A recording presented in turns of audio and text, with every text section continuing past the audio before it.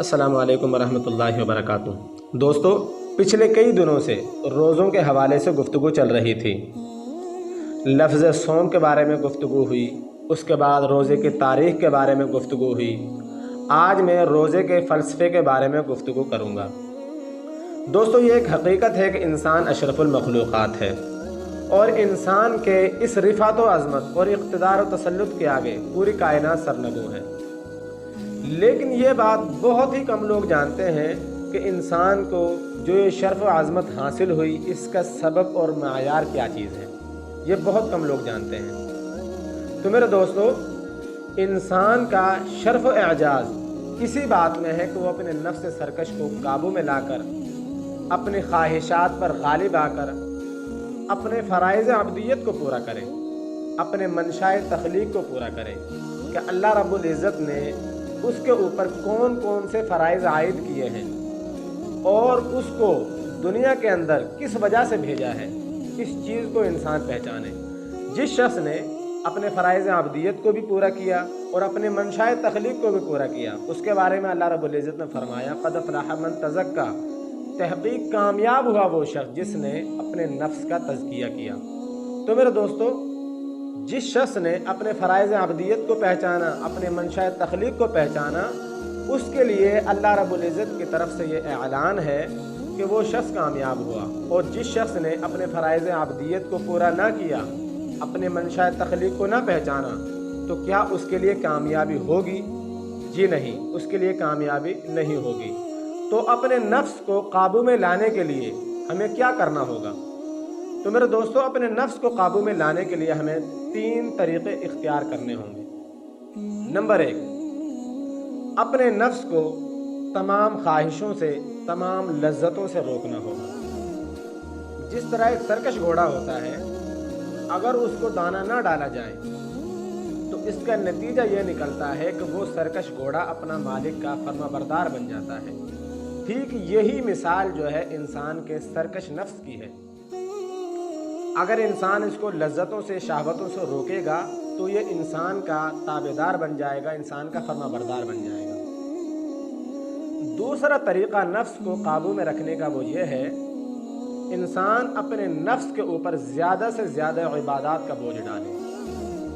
جس طرح اگر کسی جانور پر زیادہ بوجھ ڈالا جائے اور اس کو دانہ کم ڈالا جائے تو نتیجہ یہ نکلتا ہے کہ وہ جانور کمزور پڑ جاتا ہے۔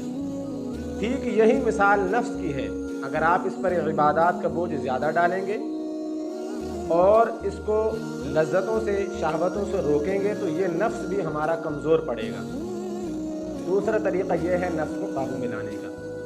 اور تیسرا طریقہ وہ یہ ہے کہ انسان ان دونوں طریقوں کو جو سابقہ بھی بیان ہوئے، ان دونوں کو اختیار کرنے کے باوجود بھی اللہ رب العزت سے اپنے نفس کے بارے میں ڈرتا بھی رہے اور اللہ رب العزت سے اپنے نفس کے بارے میں مدد بھی مانگتا رہے۔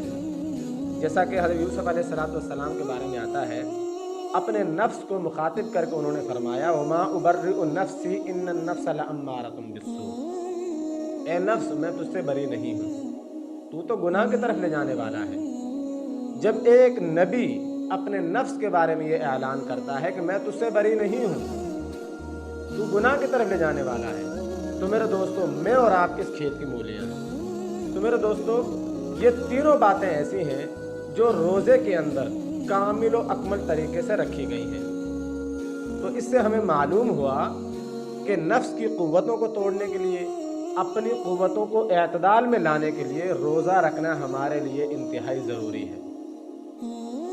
اور میرے دوستو، روزے کا دوسرا فلسفہ وہ یہ ہے، کہتے ہیں کہ مصیبت زدہ انسان دوسرے مصیبت زدہ انسان کی پریشانی کو زیادہ سمجھ سکتا ہے۔